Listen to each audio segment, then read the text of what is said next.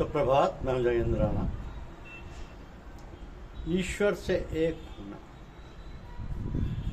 ईश्वर से एक होना, यह विषय है आज की हमारी आध्यात्मिक चर्चा का। देखिए, ज्ञानार्जन और बुद्धि प्रदर्शन निरर्थक है, मात्र बाह्य चमक है, किंतु हृदय सारी शक्ति का भंडार है।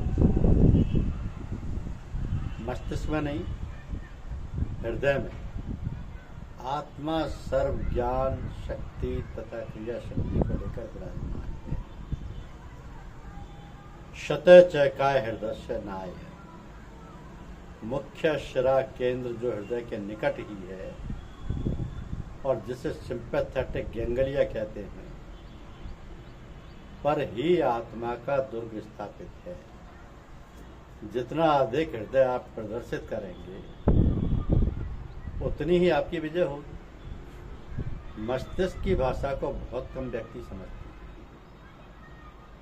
किंतु हृदय की भाषा को ईश्वर से लगाकर घास के पत्ते तक सभी समझते हैं।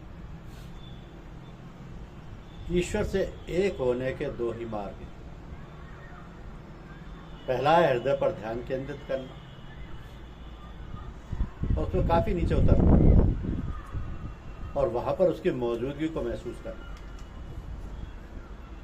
दूसरा है अपने को उसके हाथों में सौंप देना,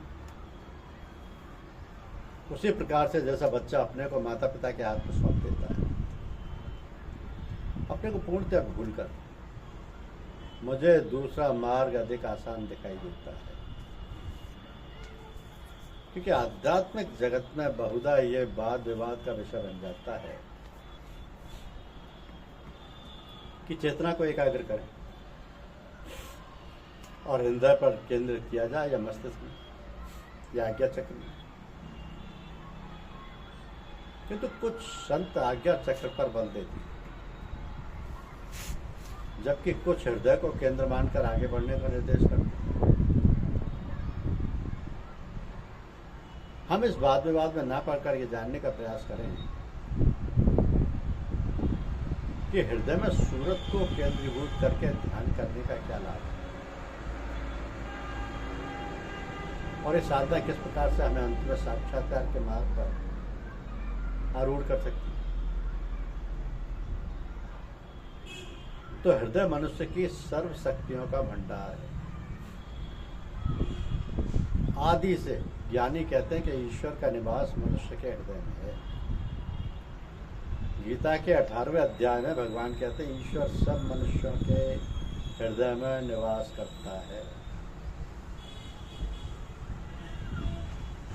Lord abides by in the hearts of all beings. Arvind ji का विचार है कि पुरुष जो अंगूठे के बराबर है, अंगुष्ठ मात्र, हृदय की गुहा में विराजमान। The Purusha, the inner self, no larger than the size of a man.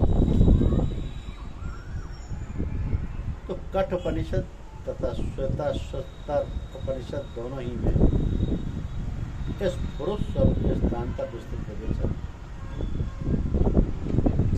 अन्य विद्वान हृदय को प्रथम चरण मानकर चलते हैं तथा बताते हैं कि उपासना का आरंभ यही से होना चाहिए। जब तक साधक प्रथम चरण को ही नहीं पहचानेगा वो अंत तक कैसे पहुंचेगा। ये विद्वान पूछते हैं, या तो हृदय क्या साधना में क्या महत्व है, उस पर बहुत वाद विवाद की गुंजाइश नहीं दिखती। सभी विद्वान बेचारे किसकी महत्ता को स्वीकार करते हैं। शरीर में हृदय को ही मुख्यतः केंद्र कहा जा सकता है। अन्य प्रत्यंगों के महत्व को कम न करके भी यह तो मानना ही पड़ता है कि सबका शिरोमणि हृदय है। तो शरीर में जीवन संचार या रक्त संचार का यही माध्यम है। सतत रूप से कार्य में संलग्न रहता है। दिली या मानसिक चैतन्यता का यह भंडार है। जब हृदय का स्थान इतना महत्वपूर्ण है तो यह भी लाजमी हो जाता है कि प्रभु की याद भी उसी दिल की जुबान से की जाए इसलिए कहा भी गया है कि जुबान से बोली गई बात दूसरे मनुष्य तक जाती है, ख्याल से कही गई बात मनुष्य कितनी ही दूरी पर क्यों ना हो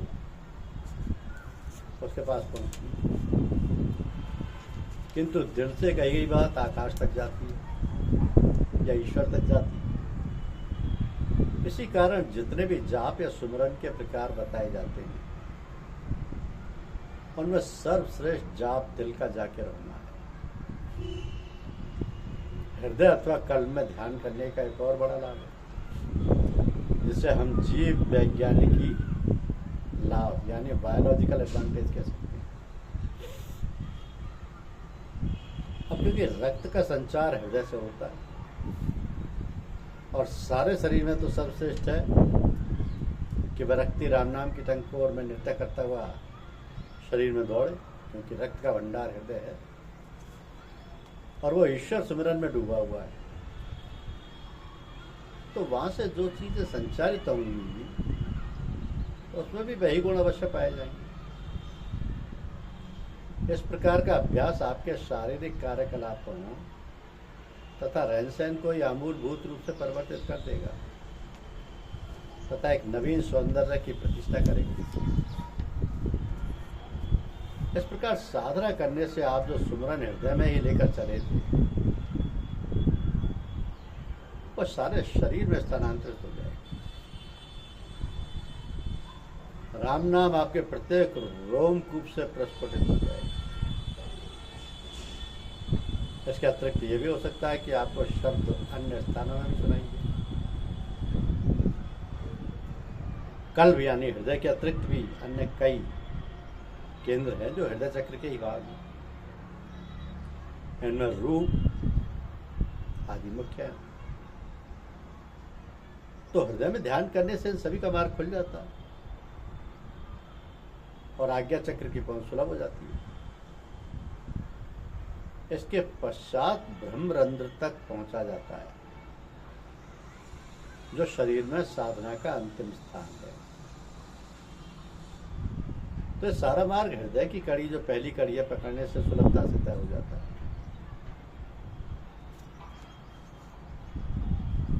अब बहुधा ये कथन सामने आता है कि धर्म का आधार क्या है।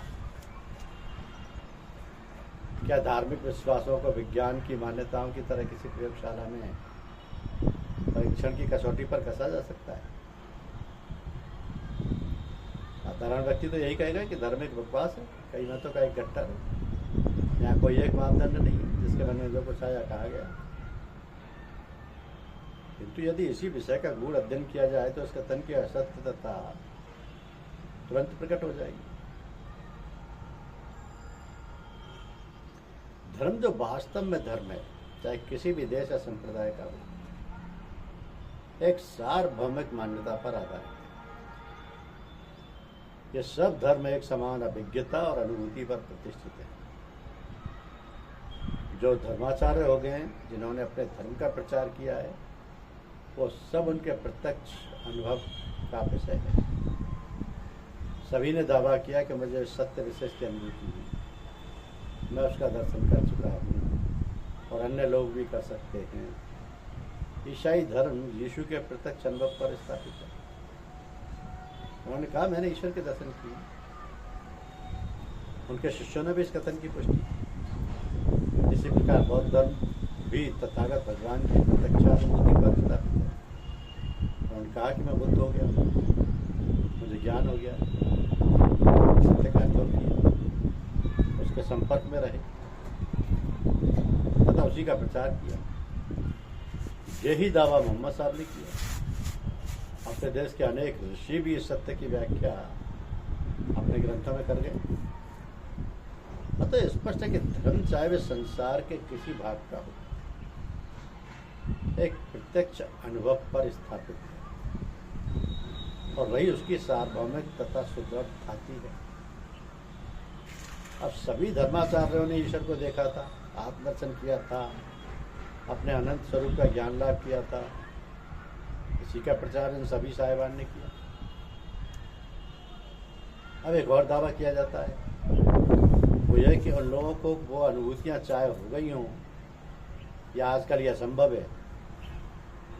ये कहा जाता है कि वे धर्माचार्य जो बात कह गए हैं वो केवल कुछ चुने हुए थोड़े से व्यक्तियों के लिए ही सत्य है। अब ऐसे अनुभव नहीं किए जा सकते, ना ही उन्हें करने का कोई मार्ग।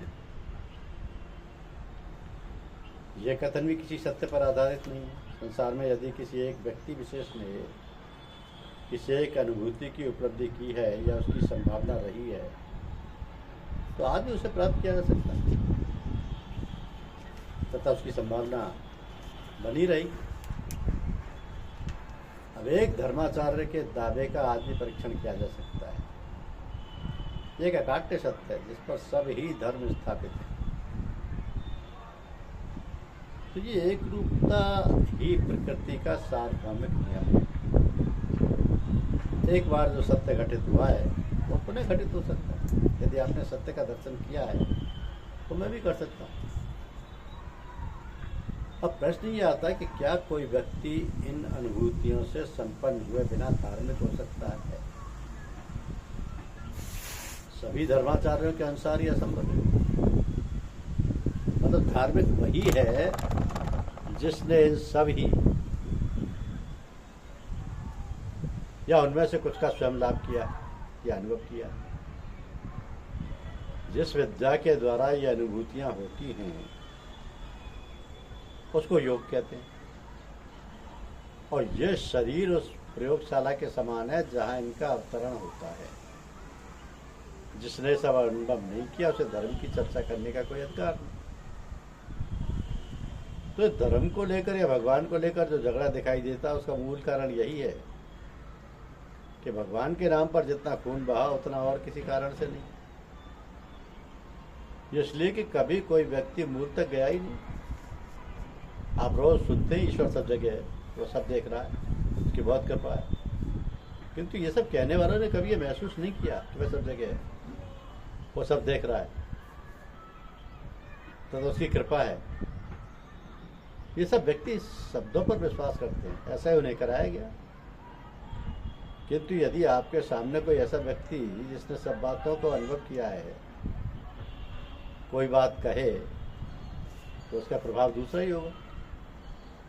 जितनी बातें लोग ईश्वर के बारे में करते हैं यदि एक भी अनुभूति पर आधारित हो तो यह संसार ही पलट जाए। और बड़ी अजीब बात यह है कि बड़े से बड़े महात्मा तथा बड़े से बड़े धूर्त भी एक ही बात कहते हैं। काला बाजार करने वाला कहता है ईश्वर सब जानता है, और यही बड़े महापुरुष भी कहते हैं। तो अंतर केवल इतना है कि एक अज्ञानांधकार से आलोक में आकर ये कहता है तो दूसरा उसी में रहते हुए कह रहा है। दूसरा उसी में कह रहा है। तो ईश्वर से एक होने के दो ही मार्ग हैं